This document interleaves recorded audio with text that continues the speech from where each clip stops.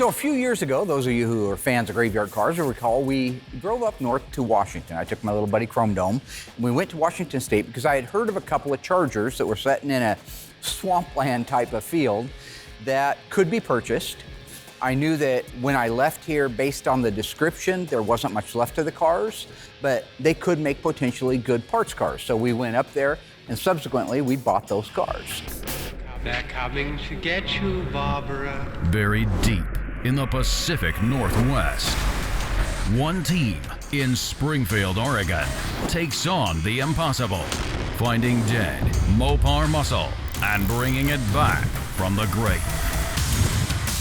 Award-winning Master of Mopar, Mark Worman, his cousin Doug, his daughter Alyssa, his best friend Royal, his painter Will, and the rest of the GYC ghouls are restoring, resurrecting,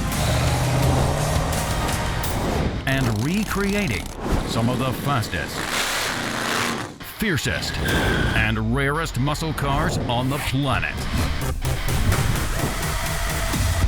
This is Graveyard Carz. I almost like the picture and the setting more than I do the idea of bringing them back and cleaning them up. Yeah. So when we got there, it was pretty amazing. These cars looked so cool sitting down there in that, and it wasn't a swamp, just to be clear. It just looked like a swamp. The cars were so covered in moss and had been setting for so long. It just, like I say, I like to use the word natural habitat, because sadly, some of these cars, that is their natural habitat these days. When I'm there looking at those cars, I'm trying to make a decision of, can the car itself be salvaged? If it can, is it worth it? Is it a collector car? Is it a rare enough numbers car? Does it have enough to offer as a complete car? If those two are no, then I look at what kind of parts are on the car that I could possibly save. What parts have the redeeming value that I can't just call Auto Metal Direct or Classic Industries and order, but I need off of that car. So when you see me walking around those cars, I'm not just kind of taking in the ambiance, I'm actually doing a mental inventory of what can be saved. You know, these cars were not easy to navigate around. It was rough old timberland that was overgrown. So every step you take, you don't know if you're stepping on something. If you do step on it, are you gonna get, is it rusty? Are you gonna get, what do they call that, lock face? Or whatever it is, lockjaw? I don't know, something to do with stepping on something bad, right?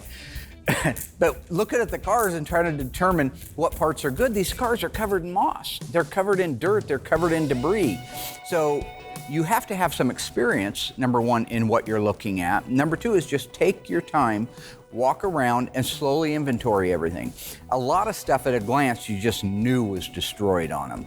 But again, my job is, before I make an offer on that car, what can be saved? Besides just the idea that I'm dragging a couple cars out of the brush, what can I actually save? So going around the cars, I came to the conclusion there really wasn't much that was salvageable. So you get to the front end of the car, the front bumper, the valance, the grille, the header, the openings, all of those things, garbage, rotted, and if they weren't rotted, they were damaged. Go to the back of the car, same thing. Tail lights, plastic is broken, the chrome is pitted, the opening around the body panel is rotted, the rear bumper is rotted and twisted and damaged, as is the rear valance. So now you got nothing on the front, nothing on the back. You go to the sheet metal, the fenders, nothing on those fenders. Both fenders are caved in. Both fenders are rotted. Both fenders have been ran over with D8 cats for all I know. Same thing on the doors, same thing on the quarter panel, same thing on the roof. No redeeming value on the exterior of the car. Move to the interior of the car. Everything in the car was garbage. Console, shifter, seats, steering wheel, dash, even the floor was gone.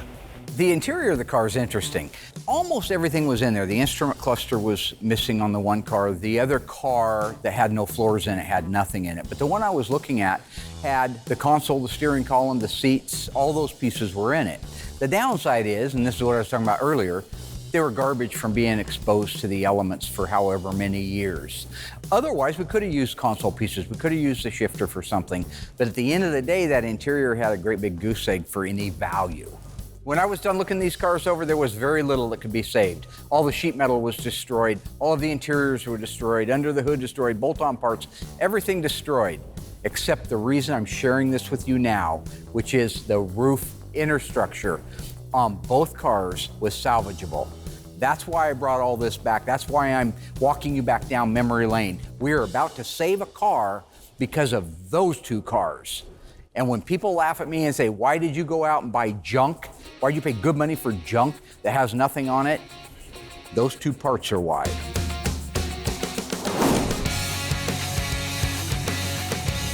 One of the cars I'm excited about painting is our 1970 Roadrunner convertible. It goes to EV2 Hemi Orange. It's just a different type of car. You know, we don't do a lot of convertibles. I love the black stripes that go on these.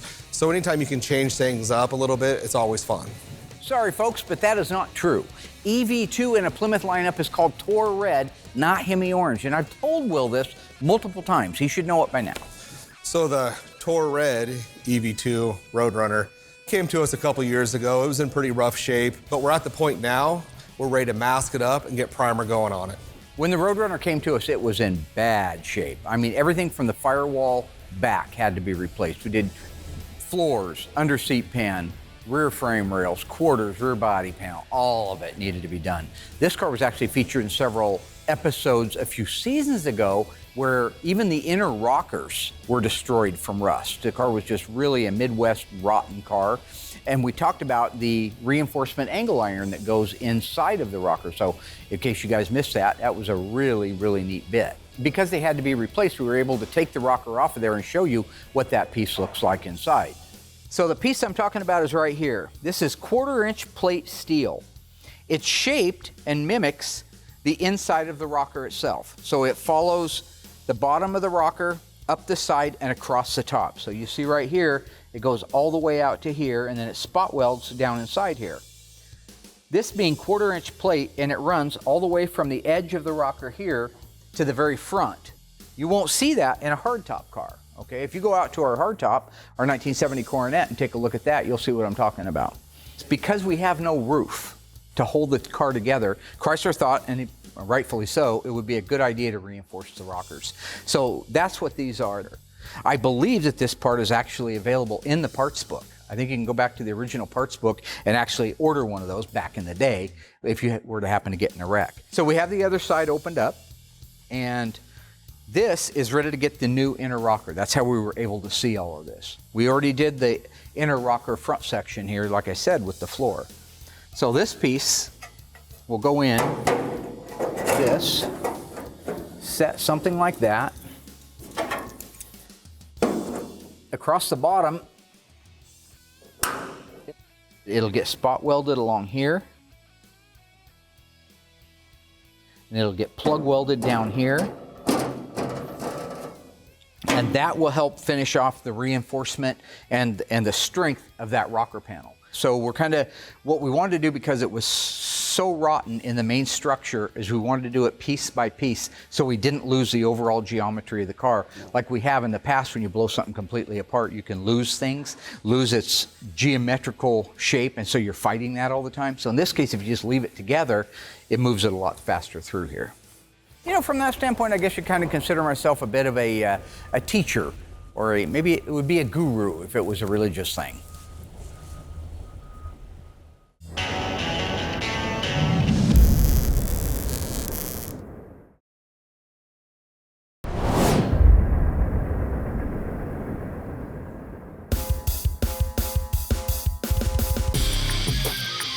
Oh, the bumper literally fell off. Okay. Now, once those cars got back to town, the first thing we did was we cleaned them. We shared that in an earlier episode. Cleaned all the moss off, got all the junk out of it, threw all the garbage away so we could see what we had. And my hunch, all the way up there in Washington, covered in the swamp, was absolutely right. Very, very little could be used. A few interstructure pieces besides what I'm looking at, but for the most part, that roof interstructure, the quarter to wheelhouse and the rear header area that nobody makes, AMD doesn't make it, it was good. So that car was marked as a potential donor to be able to bring another car back to life.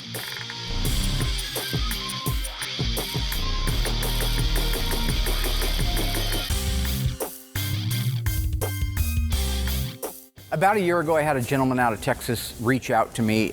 He had a 68 Charger RT, it's a real RT car. He had started doing a lot of the body work on it himself. He can do some work at home, right? But like you see at Graveyard Cars, things can grow. It can start out by, I'm just going to put a trunk floor in it. Next thing you know, you're putting half the car on it.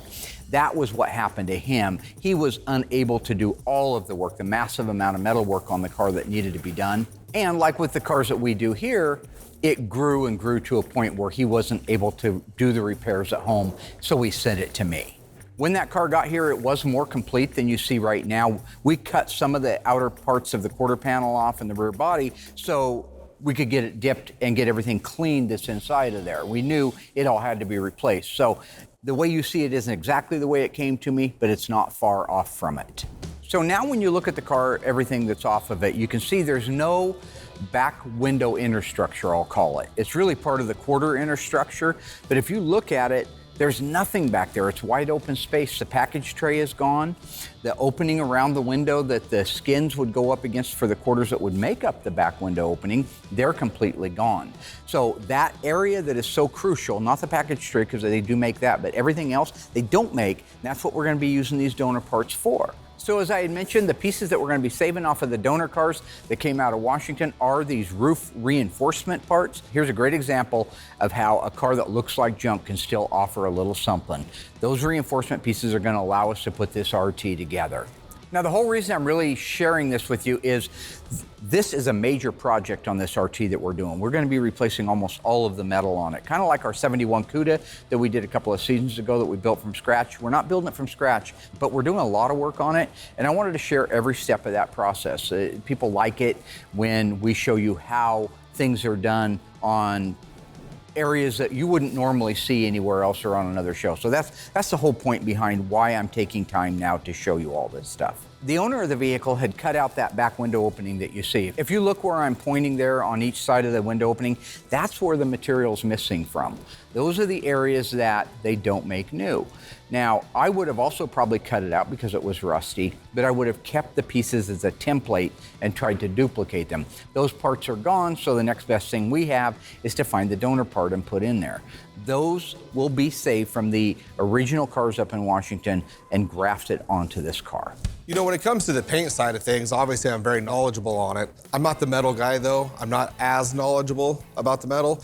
But you know, when you get these cars back, I mean, there's nothing there. And we have saved some cars that even shouldn't have been saved. I've watched Mark do some really just acts of miracle on what he's done. So I don't envy these guys at all when it comes to the metal department. I'm not a huge fan of cutting up one car to save another one, but in this case, we've explained it. There really wasn't anything else on the car, especially around this area, that was useful for anything. That's why we chose to knock that one in the head. As with any car that we're working on, once we have it disassembled, it goes off to get dipped. That's where we're at on the car right now, is getting it sent out, having it chemically dipped, stop all the rust that's started on it, neutralize anything that's already there, get all the garbage off of the car. Then we can begin putting it back together again. Our 1970 Roadrunner convertible. This car actually went pretty quickly once we kind of caught our rhythm. We're doing that more so now than ever because we have a great team. You know, after it's primed, we'll start getting it ready, get it blocked down, get our jam work knocked out on it real quick.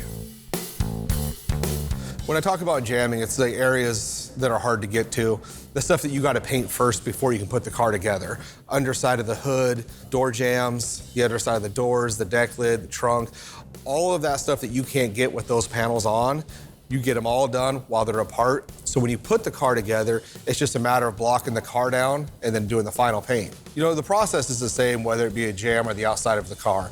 The jams are just as important as the body. I'll still do 2 coats of sealer if it's a metallic, because if you don't, you have some sand scratches or any imperfection, that metallic's gonna lay in there and it's gonna stand out big time. All the way through, the jams are treated just like the outside of the car. 2 coats of sealer, your color, your clear.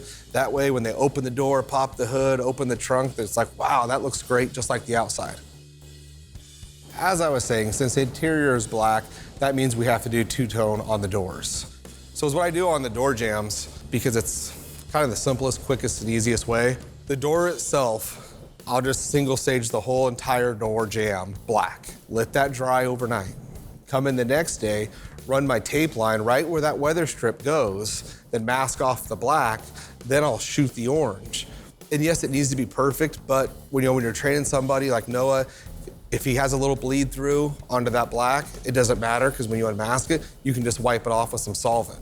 To where if I did it all in base coat, man, if that orange bleeds on that black, you got to go back and do the black. Has to be masked tight, otherwise it'll kind of ghost or kind of leak in there. So what that means is if that black is not taped off good enough, when you go to spray your orange, it'll hit the black. That's why I do it in a single stage. So if there is any bleed through or ghosting, you can just wipe it off with solvent. Mark likes to beat people down. I don't. Our training styles are completely different. I build them up, he tears them down. That's his way. I have my guys, I have my team, we do it my way. You know, I like to take the time and train my guys, teach them, every one of them that's worth teaching. Some just aren't. I mean, that's the truth of it. But I do build them up. Noah has been by my side for almost 2 years now. He does a great job. I trust him. Same thing with Michael. I build these guys up. I don't tear them down. If they make a mistake, we learn together, I show them, and we move forward. So it's nice to be at that point where I can just let Noah take over. You know, for me as an employer and a teacher myself, as I mentioned, it's nice to see that I have taught my people how to teach others. And so that goes on and on. Right now, Will has a great helper because he's taken my teaching skills and utilized them to be able to teach somebody else. So when you see Will being able to walk away like he is, I think it's only because he has put himself in the same position I have. So all in all, he's a really good teacher. Will said your teaching skills suck. Will said mine did? That mine sucked? That's a cruel thing to say. I was being nice. He's the worst teacher in the world. You go down there, he doesn't do anything. I was being nice. I'm not now. I taught him, so what are you gonna say about that? And then you go in there and when he starts to teach people, he's on his phone. I love you, I love you, I love you, back and forth to his girlfriend and taking selfies while he's trying to teach somebody. He sucks, not me. I'm a good teacher. So once the orange is done, we don't have to unmask anything because the black's already been done. So we get our base coat done on the door, then we just go ahead and go right to clear. And before that clear sets up, we unmask the whole thing so that way the clear doesn't bridge over to the tape. Unmask it, let it dry, and it's done.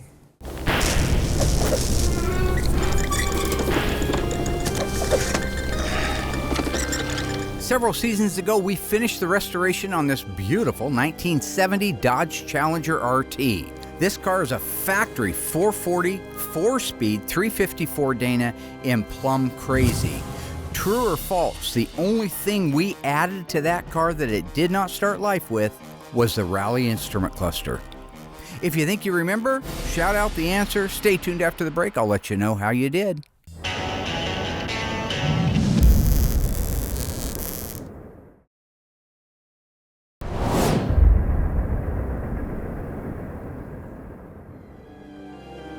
All right, folks, how'd you do on that one? On our beautiful little one of 916 Challenger RTs, did we add the Rally instrument cluster? If you said that's true, you were wrong. It had a Rally instrument cluster, but all Challenger RTs had a Rally instrument cluster. There you go. We added nothing to this car. How you see it in the video is exactly how that car started life. This was one of the most beautiful and my favorite cars that we've done in Graveyard Cars history. And here's a piece of trivia. I actually bought that car in 1987 and sold it to a gentleman who sold it to Chips. So technically, I'm the one that brought that car back to life. Before we can hang the doors on, we got to get the car itself jammed. Underneath the hood, the door jambs and rockers themselves, all that stuff's got to be painted first, and then the doors and hood and whatnot can go on the car. Mark talks about how great his teaching skills are. I couldn't disagree more. I've spent 25, 26 years by his side, so if anyone's going to know Mark, it's me, and he's not a good teacher. And in fact, don't tell him, but one of those guys he taught is still here. I've been working for Mark since the 80s. He's not a good teacher. You know, he calls me a butcher. I don't like that term. Will's a lot nicer, a lot better at teaching me. I painted the engine compartment one time. He said it looked like Stevie Wonder did it. So I don't understand what a musician has to do with painting cars. But Yeah, Will has been a far better teacher than Mark ever has.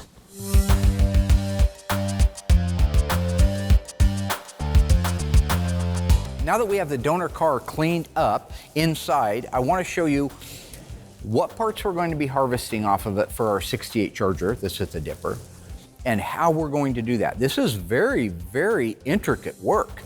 If you cut into a donor part, you could potentially ruin it or add extra work for yourself. So dissecting and harvesting a donor part that is underneath layers of other metal, that's very, very tedious work. This happens to be a 68 Charger. It doesn't need to be to do what we're doing. We could use a 68 to 70. The inner structure pieces are the same. We just happen to have a 68.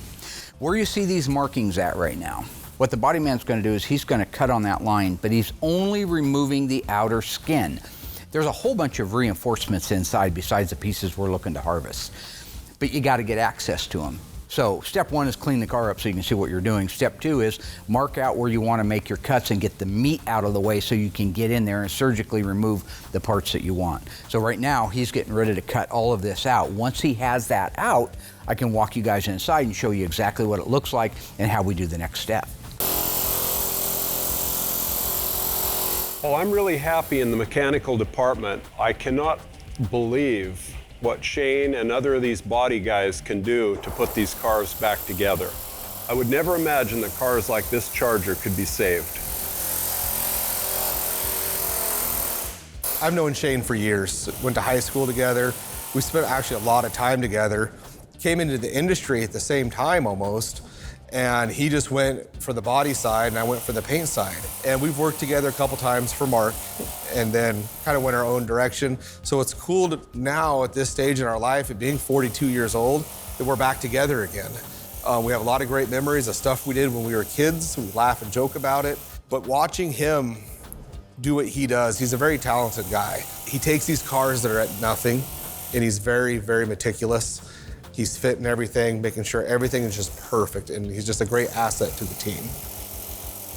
So what Shane's doing now is he's cutting apart this Charger. He's using an air hammer with the metal tip. He's getting the big sections removed first to give himself room to work, to go back in there and do more intricate detail stuff. And the nice thing about the air hammer, there's no smoke, there's no sparks, there's no heat. It's just loud.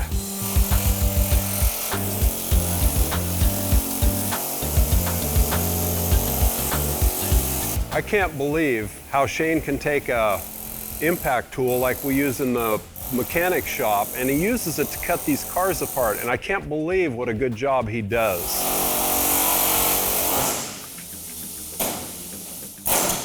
So knowing that the inner structure pieces we need are underneath the roof skin, underneath the quarters, underneath the Dutchman panel area, we have to remove those to gain access to the parts that we want to harvest. That means he is going to cut out the quarter panels, the roof skin, the Dutchman panel in big chunks. They're garbage. They're not usable pieces, so don't worry, folks, we're not ruining a good car. They're just peeling all the layers of the onion off so we can get to those parts and save them and not damage them. It's funny when he's actually cutting through previous repairs and he'll hit a chunk of Bondo or anything for that matter. It just shoots it everywhere.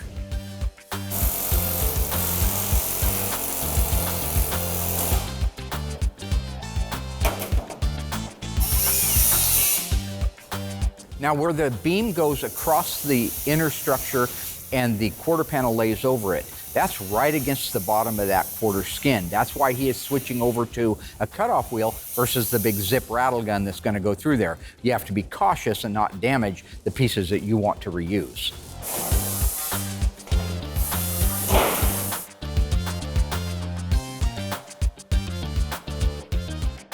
You know, masking these cars up for final paint's super critical. Because I've done the jam work, everything's painted and pretty, it's super important to really take your time and do a nice, tight mask.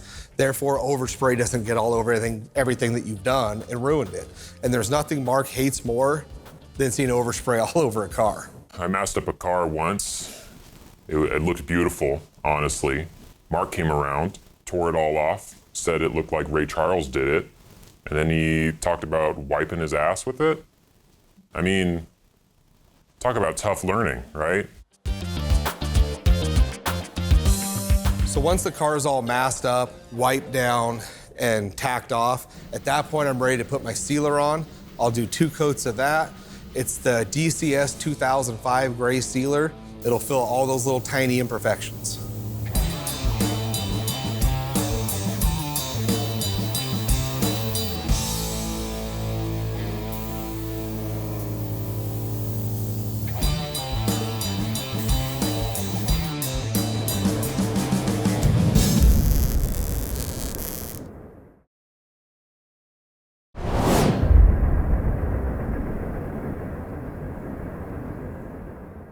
Mark liked to think he was a professional pool player. He would take his time and line up the shot, look at it from different angles. I get tired of waiting for him, so I just kind of stand there with my hands on the table and not thinking, and when my fingers would go over the edge, he would see that as an opportunity to smash him. And then he would laugh when he'd hurt me. I don't know, it's sick. It's sick, I tell you. Yeah, I'm tired of Royal's fibs about this thing. Here's what exactly happened with the pool table. This is very simple. My Uncle Doug gave me a pool table that I had in my carport. Well, Royal had ridden his Bull Taco, which used to be my Bull Taco 125%, over to my house. So we're shooting a little bit of stick out there, right? We got our big lugs going on. And Royal's playing a game, man. He's trying to distract me. I'm trying to make a very careful shot, and he's got his fingers hanging over the edge of the rails. So I decided to myself, well, you know what? If a dog pees on your carpet, swat it with a newspaper, right? So I acted like I was shooting my shot, but I was really lining up to drive that cue ball into his fingertips, and I did, and it hurt. It instantly turned it black, and he screamed and called me dirty names because he liked to cuss back then. He had a rage problem. Everybody was talking about it. And then he hawks a loogie on my pool table. So when I'm taking my time to line up my shot, I accidentally drooled on his pool table. I was concentrating on my shot, man. That was a winning shot. I was gonna beat him, maybe for the second time. He kept telling me I spit on it. No, I didn't spit on it. I said I drooled on it. There's a difference. Well, them's just fighting words. Now, we was probably 14 years old. So next time he smashed my fingers, he said that was for spitting on his pool table. I said, by God, I'll spit on your pool table. So I did. So he hawks a big old white stringer on my pool table. I take off after him. Then he chased me down the alley. He couldn't run. You know, criminals are faster. I have no reason to run. You know what I'm saying? Anyway, he takes off looking down the alley as fast as he can. I'm going. I'm mad. I just see red. As he starts gaining distance, I stopped and grabbed a handful of gravel and I threw that, hoping, well, you know, if I could knock him out or hit him in the back of the head and knock him down and slow him down, then I could go up and I could beat the tar out of him. By the time he stopped and picked up rocks, I was already out of range. He didn't have a chance. Of course, I was laughing. I ran off. Well, none of the damn rocks hit. So he got away. He was so filled with rage. I figured I better give him a couple days to cool down. So that was it. That sent me over the edge. I came back to the house. There was his motorcycle leaning up against the back of my shed. And right next to it was one of the tools I used to make money, called a sickle. A sling blade, some people call it a Kaiser blade. I call it a sling blade. Mm-hmm. I pick up the sling blade and I start whacking on that motorcycle seat until it's nothing but spaghetti. Came back a couple days later and he goes, here, I got something to show you. So he takes me out back and shows me the motorcycle seat. He asked what happened to the seat, and I told him in the beginning I had no idea. I thought maybe a cat sharpened its claws on it or something. And I said, what'd you do that for? He said, you ran. Well, yeah, you were gonna hit me, and I was laughing too hard. I couldn't fight. Can't fight when I'm laughing. Obviously, domestic cats can't shred it all the way down to the metal pan. So he knew what had happened, and for whatever reason, he holds that against me to this day. He's childish, I tell you. Here's a piece of advice. Don't spit on another man's pool table. He's a childish man.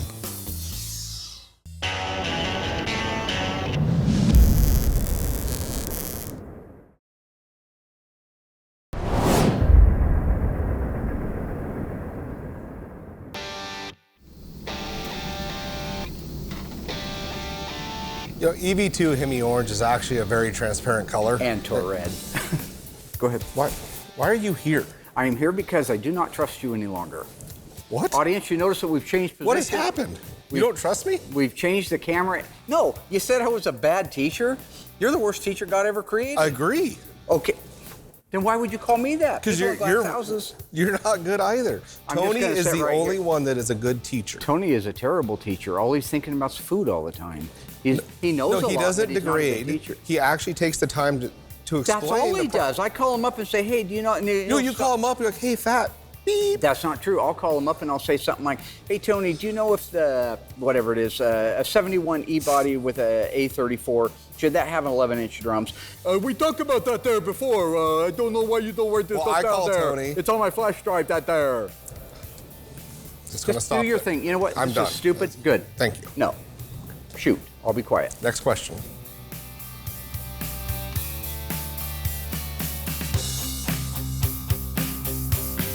So, Tor Red, you know, it is a transparent color. You're looking 6, 7, 8 coats to cover. That's why I do a spray out card first, just to get the exact amount before I actually even go onto the car. And then once I do, the booth is a controlled environment as far as temperature goes. So I'll set the booth about 65. So by the time I get around the whole entire car, it's almost time to go again. So you get that first coat on, and then it's the same process all the way through to 7 or 8. Coats? Yeah, you just keep shrugging, so I don't. No, I'm not doing anything. 7 or 8 coats, let that flash, good half hour, then I tack it, and then I'll go back in and then start my clear coat process. You have to top coat it within 24 hours. Otherwise, if you wait too long, that base coat kind of closes off, and the clear coat won't stick to it. It'll peel. So. Next question.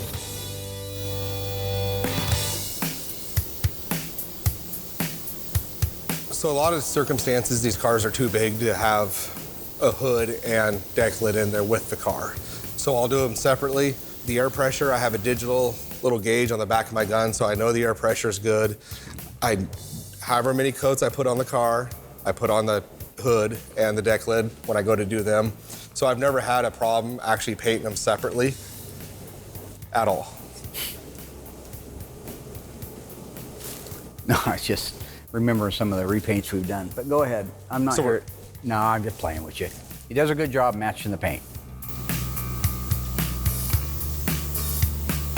I don't miss painting the cars right now. With my carpal tunnel, it's hard, you know, holding that gun for hour after hour at a time and coat after coat. So I don't miss it, and I'm glad that you have a good helper that can help you. I'm glad you're where you're at on it. Oh, thank you. Noah does a good job. You trained him well. Wow. Thank you very much. And I'm a good painter. Yeah, you're a great painter. Thank you. So watching you paint those cars is nice for me because overall your pattern's very much like mine. We spend a lot of time together. You're doing the 50% overlap. I think sometimes they want even more than that, but I think the 50% is fine as long as you get the number of coats on there. So as I watch you walk around that car, I can see 1 coat, 2 coat, 3 coat. The best part for me is watching the color cover the sealer and begin to take its shape. That's when it really becomes a car. That's when you can start to see all of the style lines that make it so beautiful.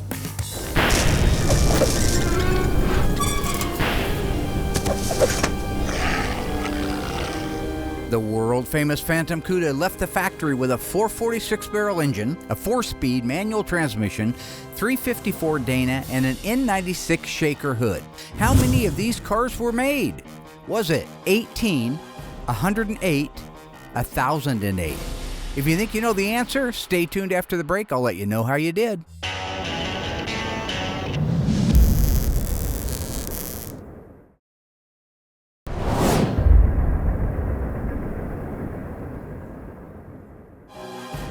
All right, ghouls, welcome back. Is that not a gorgeous car? EV2 Tor Red 446 barrel shaker. How many of those cars were built? If you said 18, you were wrong. You were close. There were only 108 of those cars ever made with a 446 barrel and a 4-speed manual transmission. If you add the color, the shaker hood, and the rest of the options, it may very well be one of only one ever made. We are painting our 1970 Roadrunner. It is Hemi orange. It's convertible, pretty simple car to shoot. There's no roof, there's no pillars, just a longer car.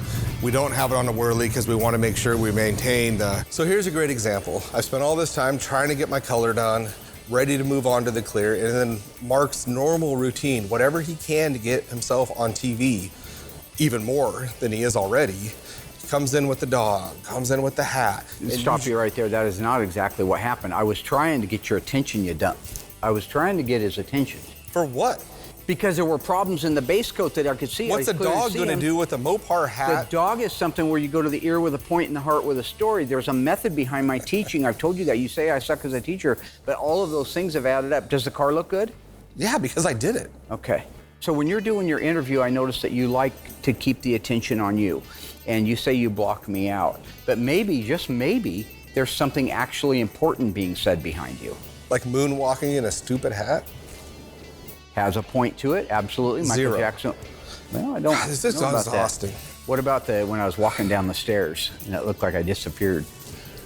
Those are all training. No, okay? they're not. Yeah, they are. They have a point to This is a great them. time to just walk off set. I believe it was Professor But I'm not going to Morrissey do that Massey because I know who there's said, more questions that need to be answered Go for to the the ear people with at point and home. heart with story. It's Next fine. question.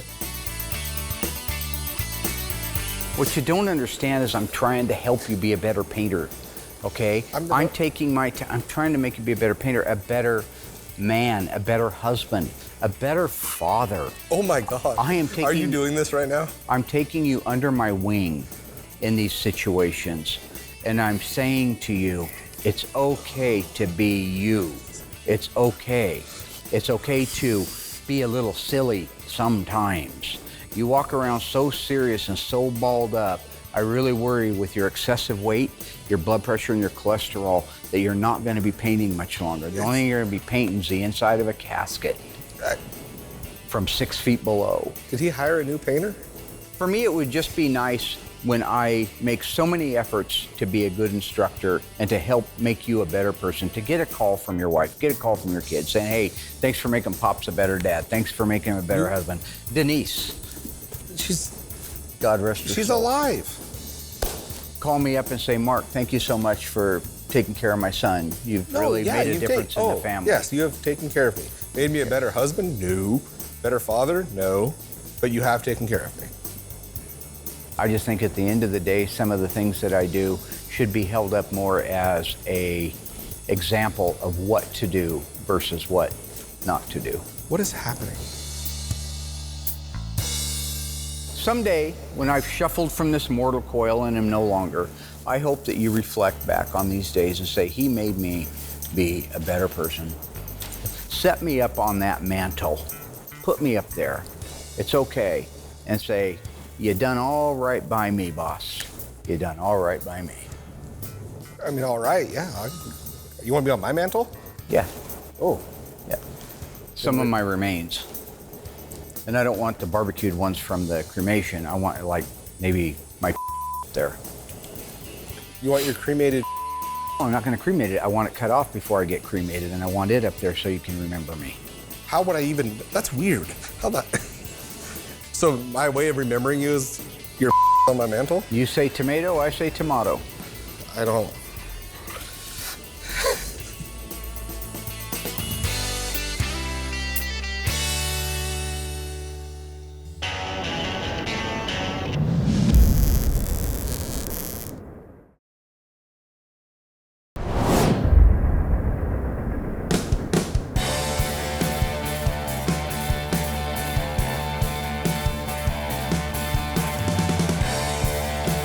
So once we had the outer skins off of this car, the roof skin, the quarter skins, and the Dutchman panel, I was in a position where we could see all of the inner structure pieces that we needed to harvest.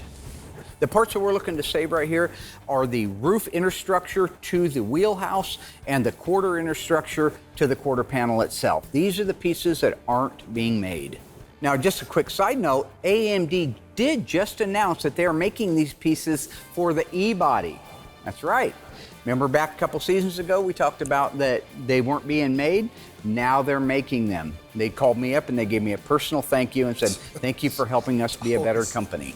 It's always something. They never called me and said that. No, they didn't. No, but they certainly made a part I said was needed, didn't they? Okay. Now the rear header itself at the opening at the top of the back glass, that is being made by AMD, as are the side rails being made. The roof skin, the quarters, the Dutchman, all that we can get brand new. You know, it's funny when they took that Dutchman panel off of there, that's a great example of previous sins that we've talked about. We see it all the time, garbage after garbage. So somebody on this Dutchman really butchered it. Apparently it was rusted out, and instead of just replacing the Dutchman panel, which is what I would have done, they took pieces of a refrigerator, the outer skin of a refrigerator, which are aluminum, pop riveted them to the Dutchman panel, and then just caved it in and smeared Bondo over the top of it. So if you look carefully, you'll see little blue dots at all of the spot weld points that we need to drill out. These are the areas that need to come loose from the rest of the structure to give us the harvested parts that we need.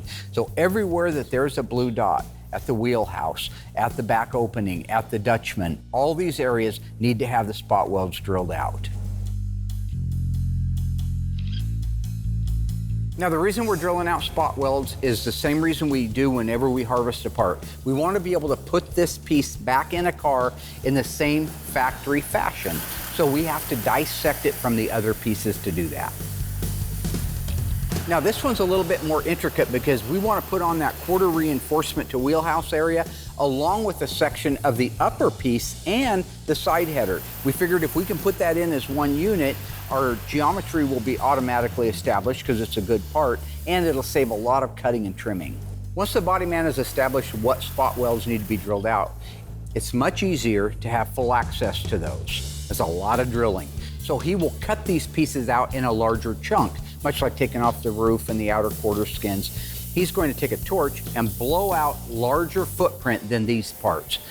Harvest that part off of there, flip it upside down, and begin drilling out spot welds at a nice, easy access height to get to.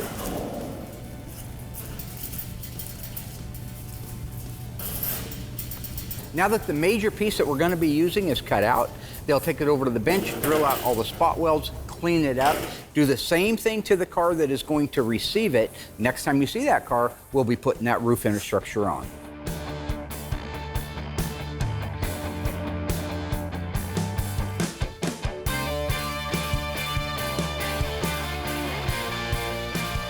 So if I can explain this without being interrupted. If you didn't lie. Go ahead. Once the base coat is completely flashed off and we're ready to get to the clear, I'll start the clear coat process. Tack off the car, make sure you get any dust, little particles off it that may be there. I grab our PPG DCU 2021 clear. I do 3 coats of that. I'll put 1 coat over the whole entire car. It kind of depends on the temperature and the pace that you set. About a half hour, I'll go in, do a whole another coat, another half hour, do my 3rd and final coat, and that gives you enough material to cut and buff. And then that car will sit for a week or 2, and then I'll kick it out to Noah, my helper, and he'll get the cut and buff done, then it's right over to assembly. It just comes down to the fact that we both know that I'm a better teacher than you. It doesn't need to upset you. It's not a competition. I'm just a better teacher than you. Okay. Sounds good. Yeah, I worked with Will back in the 80s. He was the worst teacher ever. Really sucked. Will sucks.